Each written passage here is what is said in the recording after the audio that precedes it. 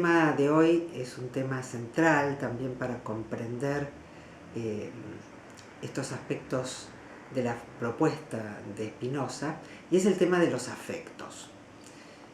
En toda nuestra cultura, y esto se ha profundizado muchísimo a partir de la modernidad, es una cultura que busca dominar a los instintos, reprimir los afectos, en función de la creencia de que existe una racionalidad que se expresa en su mejor opción en un pretendido o supuesto estado de neutralidad emocional.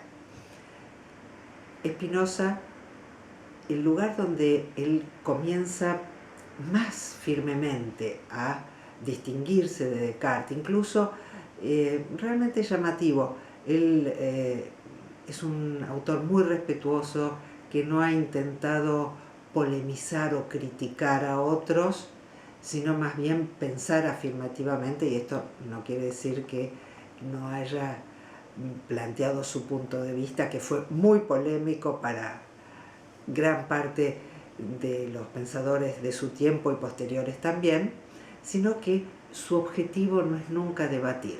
Pero si hay un lugar donde él marca una diferencia muy importante con Descartes, tiene que ver con la cuestión de los afectos. En el sentido crucial que venimos conversando desde el principio de este seminario, que es la necesidad de comprender, de aceptar y de relacionarlos de otro modo con la naturaleza, entendiéndonos como parte de ella y no como algo a combatir, como algo exterior. Entonces, en relación a los afectos, el gran planteo de Spinoza va a ser que no existe en la naturaleza ningún vicio, no hay algo que sea errado o vicioso en la naturaleza. Y en relación a nuestros afectos, ¿no? Porque creo que la arquitectura más fácil para comprender el modo en que hemos sido adiestrados en nuestra cultura es que en la modernidad, al mismo tiempo que el hombre se siente enfrentado a la naturaleza como eso exterior de sí, también se siente enfrentado a la naturaleza como eso interior de sí. Es decir, la razón que pretende no ser parte de la naturaleza, se enfrenta a los instintos del mismo modo que el hombre se enfrenta a la naturaleza como mundo exterior de sí. Lo que va a plantear Spinoza en los dos niveles simultáneamente es que no puede haber tal enfrentamiento, porque nosotros somos parte inextricable de la naturaleza. En este sentido, entonces, es que tenemos que comprender su relación con los afectos. ¿Y por qué quiero hacer mucho énfasis en esto? Nuestra cultura contemporánea, en los últimos, pongamos por decir algunas fechas, 20 años, ha redescubierto los afectos y las emociones. Ha redescubierto la importancia de los afectos y las emociones no solo para el vivir humano, sino para el conocimiento humano. Es decir, estamos comenzando a revalorizar. Pero dentro del mismo modelo dicotómico de siempre, ahora la división es entre las emociones positivas y las emociones negativas. Entonces se trata de combatir, ¿no? Y enfrentarse ya no a los instintos en general, sino a las emociones negativas. Y las emociones se conciben como negativas o positivas en función de algún criterio moral que en ese momento esté de moda. Entonces la agresión o la ira parecerían ser emociones negativas. En Spinoza no hay algo que sea en sí negativo o positivo, sino que hay una aceptación de nuestra constitución como seres vivos, es decir, como seres emocionales. La emoción no es un defecto de nuestra naturaleza a combatir, sino que es nuestra naturaleza con la que tenemos que convivir. Lo que no quiere decir que nos dé lo mismo cualquier estado emocional. Si algo en nuestra vida hace que no nos dé lo mismo, es precisamente nuestras emociones. Ellas son los indicadores de aquellas cosas que nos resultan capaces de promover nuestra potencia o de generar nuestra impotencia. Y acá es la gran distinción de Spinoza. No se trata de combatirlas, sino de comprenderlas. Y comprendiéndolas, promover aquello que genera en nosotros la capacidad de mantener nuestra vida y de ampliar, si es posible, también nuestra potencia. Entonces, no hay ninguna pasión que en sí misma deba ser criticada, sino todas ellas es importante comprenderlas. Sin embargo, sabemos bien que Spinoza, ya empezamos a comentar este aspecto, aunque hay mucho para hablar sobre los afectos todavía, distingue entre las pasiones alegres y las pasiones tristes. Pero alegre y triste en Spinoza son términos que refieren exclusivamente a la potencia. Él llama pasiones alegres a las que nos potencian, que potencian nuestra capacidad de existir. Y pasiones tristes, aquellas que nos despotencian. Que es algo muy distinto a positivo-negativo, que es un criterio universal que alguien, alguna usina de poder y de poder saber en nuestra cultura, determina cuáles son. En determinado momento puede ser muy buena la ira, en tanto y en cuanto nosotros sepamos comprenderla y no actuar arrastrados por ella, sino a través de la modulación que el pensamiento puede generar. Pero es algo muy diferente que reprimir los afectos. Yo cuento siempre una pequeña historia que me resulta muy bonita para tratar de entender estas cuestiones, que es la de un samurái cuya tarea es ir a asesinar a un hombre. Esta es una tarea de un samurái y él va, se dispone, llega hasta donde este hombre está, desenvaina y en ese momento el hombre lo escupe. Esto le provoca una gran ira, pero ¿qué hace el samurái? Envaina y se retira. Porque un samurái jamás va a matar a otra persona porque está enojado. Porque esto va contra la concepción del samurái. Si él va a matar o no a alguien, tiene que ver con una tarea, con una comprensión. Fíjense el ejemplo que estoy dando, no es cualquier cosa. Y dentro de este sentido, Spinoza jamás se ha propuesto matar a nadie, por supuesto, pero esta anécdota nos permite comprender la diferencia entre reaccionar, es decir, ser presa de nuestras pasiones, o responder, es decir, la capacidad de comprenderlas y de actuar en función de esa comprensión. Pero para comprender los afectos tenemos que tratarlos, como dice Spinoza, como líneas, por supuesto esto es una figura, triángulos, es decir, como cualquier objeto de la naturaleza. Y él utiliza estas figuras geométricas porque el modo de comprender la naturaleza en aquel momento, y en particular dentro de la filosofía de Spinoza, tiene que ver con una comprensión de su modo de producción, de su modo de generación, y él en este sentido habla de geometría. En este espacio de este seminario no podemos profundizar en todos los aspectos, pero creo que ya he destacado, y vuelvo a hacerlo, que geometría para Spinoza no es la figura ya hecha, no es el modelo que nosotros traemos de Euclides, sino que es la dinámica de relaciones, la forma de producción. Voy a darles un ejemplo. En la geometría euclidiana, si nosotros tenemos que definir un círculo, vamos a decir, entre otras cosas, podemos hacerlo diciendo el círculo es esa figura cuyos puntos equidistan todos del centro. Es decir, damos una o varias propiedades que nos permiten concebir a la figura. Pero esa figura ya está hecha.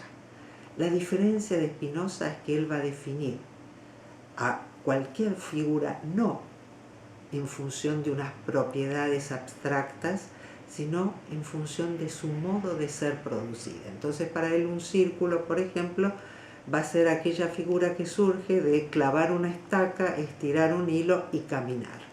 Y por supuesto, cada círculo será distinto, porque es fruto de un modo de producción, aunque todos ellos serán círculos y mirados desde un lugar exterior, independiente, y una vez terminada la figura, serán lo mismo. Entonces, lo que nos va a proponer Spinoza es comprender cómo se engendran, cómo se generan, cuál es la dinámica, cómo se transforman y qué lugar, qué papel tienen en nuestra vida los afectos y qué podemos hacer en relación a ellos. Esto nos abre todo un panorama muy distinto al de las filosofías moralistas, a los de los estoicos, a esta lucha que se propone de una manera muy distinta también Descartes, la Iglesia, todas las iglesias que intentan permanentemente una búsqueda de dominación de los afectos. Spinoza sabe con certeza, y no le temo a la palabra, que no podemos dominar a los afectos, porque el afecto es algo que nos ocurre en tanto somos parte de la naturaleza y en tanto estamos constituidos como cuerpos sensibles, como cuerpos relacionales, siempre vinculados unos a otros, y no solo entre las personas, sino con el ambiente. Nos afecta tanto el clima, la presión atmosférica, como la presencia de una persona o de una computadora, ¿no? Suena horrible, pero a veces hay mucha gente que está mucho más entusiasmada con su nueva computadora que conociendo a otra persona. Y en muchos casos realmente nuestra nueva computadora nos da cosas muy valiosas. Entonces, recordemos nuevamente, afecto tiene que ver con todas las formas de ser influidos, modificados en nuestro modo de existencia. Todo lo que nos afecta genera en nosotros tanto una posibilidad de mayor potencia como una disminución de la potencia. El aumento de la potencia son todos los afectos de alegría. La disminución de la potencia son todos los afectos que Spinoza llama tristeza. Nosotros no podemos elegir cómo vamos a ser afectados, pero sí podemos, y no quiero usar la palabra elegir, pero sí podemos proponernos modular nuestras reacciones y en vez de reaccionar, aprender a responder. Es decir, aprender a no dejarnos llevar por las pasiones tristes de tal modo de aumentar nuestra potencia de existir y responder. Responder es entonces aquello que nosotros podemos hacer en tanto tenemos la capacidad también de autoafectarnos.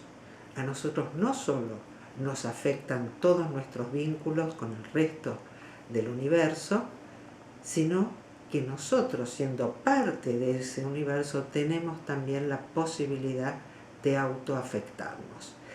Y particularmente los seres humanos tenemos la posibilidad de autoafectarnos a partir del pensamiento.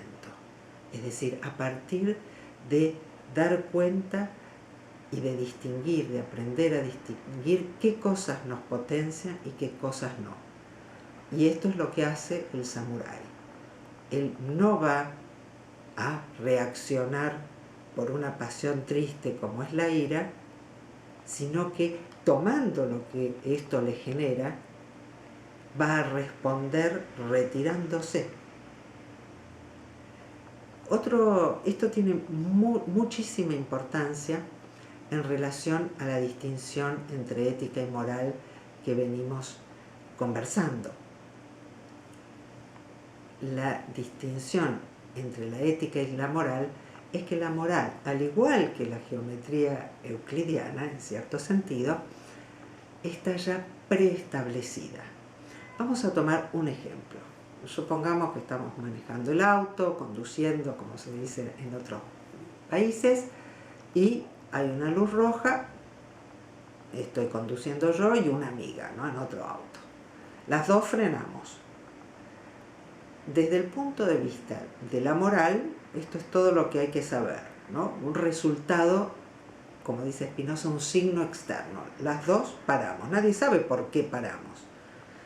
Tal vez una paró frente a la luz roja, pongamos el ejemplo, vamos a ponerla más bonita, la amiga, paró porque comprende la importancia de frenar para no dañar a otros autos, a sí mismo o a quien fuera. En cambio, yo paré porque tengo miedo que me hagan una multa. El signo externo es exactamente igual. Ambas paramos. Pero el afecto y el pensamiento es completamente distinto en un caso y en el otro. Yo paré por miedo. No hubo una capacidad de pensamiento, hubo una obediencia en función del temor a una represalia, multa o lo que fuere. En este sentido, esta gran frase de Spinoza, no es esclavo quien no obedece, sino quien obedece contra su propia conveniencia, tiene que ver con esta capacidad de la autoafección para pensar. Quien actúa por miedo, aunque el resultado sea exactamente igual, es un esclavo.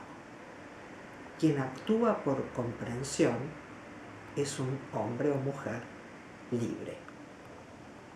Porque no se trata, en el otro caso, digamos que frenó porque comprende la importancia para sí y para los otros de hacerlo, ya no está obedeciendo pasivamente como un esclavo, sino que está obedeciendo porque también conoce esa regla, pero ya como una decisión vital que le es propia y que no viene de afuera.